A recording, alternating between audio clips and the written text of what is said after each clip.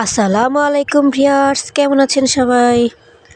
আশা করি সবাই অনেক অনেক ভালো আছেন। আমিও আপনাদের দোয়ায় ভালো আছি। তো চলে আসলাম নতুন একটা ব্লগ নিয়ে। আজকে ব্লগটা সকাল থেকে শুরু করেছি। সকাল সকাল ঘুম থেকে উঠে ঘরটা ঝাড়ু দিয়ে নিলাম। আমার ছোট ছেলেটা উঠে গেছে, উঠে এই যে বিছানার মধ্যে খেলা করতেছে। তো ঘর ঝাড়ু দেওয়ার পরে আরও কাজগুলো করব। তো আপনাদের কাছে একটাই রিকোয়েস্ট, আপনারা যারা আমার ভিডিও দেখবেন অবশ্যই আমার চ্যানেলটা সাবস্ক্রাইব করবেন, লাইক কমেন্ট অ্যান্ড শেয়ার করবেন, কমেন্ট করে আমাকে ভালো মন্দ জানাবেন। আমি প্রত্যেকটা ভিডিওর মধ্যেই বলি যে আপনারা আমাকে জানাবেন আপনাদের মতামত, আমার ভিডিওগুলো কেমন হয়। আপনারা যদি না বলেন তাহলে কি আমি বুঝতে পারবো যে আমার ভিডিও ভালো হচ্ছে কি না। আসলে সাংসারিক জীবনে অনেক কাজই করতে হয়, অনেক কথা আবার শুনতে হয়। এর জন্যই আর কি মেয়ে মানুষের সব কথা গায়ে মাহাইতে হয় না। আমি কিভাবে বলে আর কি বুঝতে পারতাছি না, কথা শুধু ভুল হইতাছে। গায়ে মাখাইতে হয় না সব কথা। একটা কথা শেয়ার করি আপনাদের সঙ্গে, সে কথাটা হচ্ছে আমরা মেয়ে মানুষ যারা অল্পতেই মানে ঘাবড়ে যাই, ভয় পাই, ভীতু, বলতে গেলে ভীতু, তো সেরকম আমিও একজন ভীতু। মানে অল্পতেই ভয় পেয়ে যাই মানুষের কথা শুনে। মানুষ যদি একজন মানুষ যদি বলে, এই আরাফাতের আম্মু তোমার সাথে কথা আছে বা এই সেই, আমি যদি না বলে ঠিকভাবে কথাগুলো খুলে যদি না বলে, ভাঙ্গা না বলে কথা, তাহলে আমি সারাক্ষণ ওই কথাটাই চিন্তা করি যে সে আমার এই কথাটা বললো, অমুক যে আমার এই কথাটা বললো, আসলে কি কথা বলবো, আমি কি কোনো দোষ করছি, কোনো ভুল করছি, নাকি নাকি কোনো অপরাধ করলাম। ভালো সে যদি পরে ভালো কথাও বলে, তারপরেও আমি না শোনার আগ পর্যন্ত আমি আর আর কি ঘুম, রাত হলে তো ঘুম হারাম হয়ে যায়, আর দিন হলে তো কাজকর্ম সব ফালায় দেই যে না ওই কথাটা আগে শুনতে হইব, কী কইলো কী কইলো কী কইলো, আমার নামে কী কইলো। তো সেরকম লোক আমি, বুঝছেন, ধরতে গেলে একদম ভীতু। মানুষের কথা শুনে আত্মা কাঁপে, ডরাই, ভয় পাই। তারপর ছেলে বলতেছে যে আম্মু আমি প্রাইভেটে যাব, আমারে খাইতে দাও। পরে গম, চাউল আর ভুট্টা এগুলো ভাইজা গুঁড়ি করে আনছিলাম, ছাতু বানায় রাখছি। তো ওই ছাতুটারে মাহাই দিলাম, ওই খাইতেছে এখন, খাইবো, খাইয়া পড়তে যাইব। তো আমি তো কুকারে ভাত বহাই দিছি। রাত্রে একটু ডাল ছিল, ডাউল ভর্তা আর মাছ ভাজা ছিল, ওইটি ফ্রিজে রাখছিলাম। পরে বাইকইরা ভাত, গরম ভাত দিয়ে খাইছি। পরে গ্যাসের চুলাটা অনেক দিন ধরে মোছা হয় না আর কি, এখন মুছবো, মুইসা একটু পরিষ্কার করে রাখতেছি, কারণ রান্না বান্না করা হয়। তো শেষে তারপর আমি ভাত নিলাম। ওই যে দেখেন এক পিস মাছ দিয়ে আমি ভাত খাইতেছি। খাওয়ার মধ্যে আর কি ভালোই লাগে এই মাছগুলা। খাইলাম, আল্লাহ খাওয়াইলো, খাইলাম, তৃপ্তি ভরে খাইলাম আর কি। খাওয়া শেষে আমি দুপুরের জন্য রান্না বসায় দিব। এজন্য আর কি একটা রেসিপি প্রতিদিনই দেখাই আপনাদের, ওই মাছ ভাজা, ছোটো মাছ তরকারি আর কি, যা রান্না করি তাই তো দেখাইমু।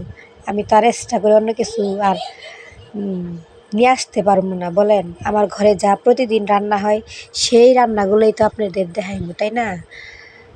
দেখাইমু না দেখাইমু, আসলে কথা বলতে যায় বারবার ভুল হইতাছে। ভুল টুটি ক্ষমা দৃষ্টিতে দেখবেন। ছোট বোন, ছোট আপু মনে করে, আর যা যেটা ভাবেন সেটাই মনে করে, ভুলগুলো ক্ষমা দৃষ্টিতে দেখবেন। তো মাছগুলো আমি ভাইজা নিলাম। ভাজার পরে তরকারি রান্না করবো পেঁপে দিয়ে, এই এই মাছ দিয়ে কষায় তরকারি রান্না করবো। এই মাছগুলো ভাজলাম, কারণ গরম ভাতের লাগে মাছ ভাজা খাইতে ভালো লাগে, এর জন্যে ভাজলাম।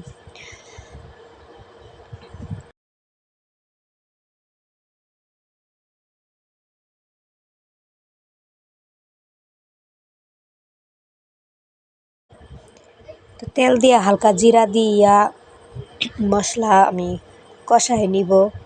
পেঁয়াজ কুচি দিলাম, দেওয়ার পরে মশলাটা কষাই নিব সুন্দর করে।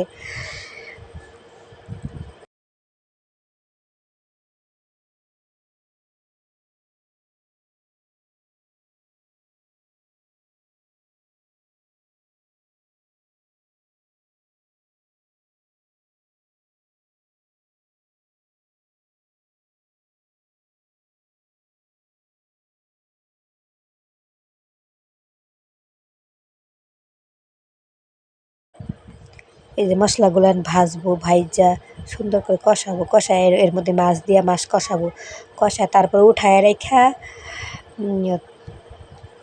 পরে তরকারি কষাইবো, পরে আবার তরকারি হওয়ার আগে আগে মাছগুলো দিয়ে দিব।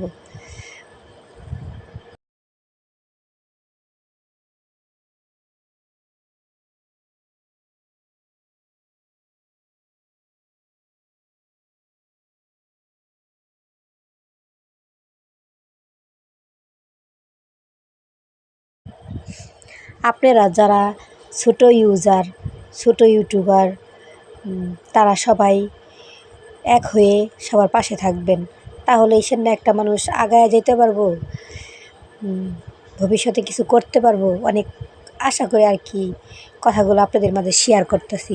অবশ্যই আমার কথাগুলো মনোযোগ দিয়ে আপনারা শুনবেন, এটাই আপনাদের কাছে প্রত্যাশা। তে আমরা যারা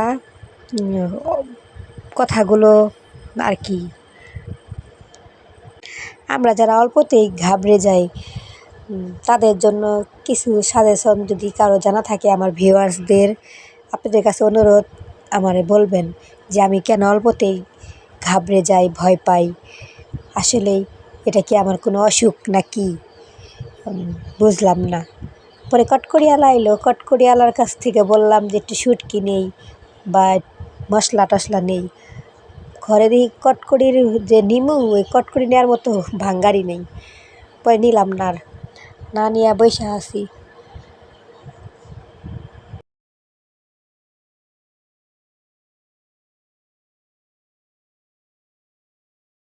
এই যে মুরগিগুলা, ওই যে একটা দেখছেন গলা লম্বা, ওটা হলো চিল মুরগি।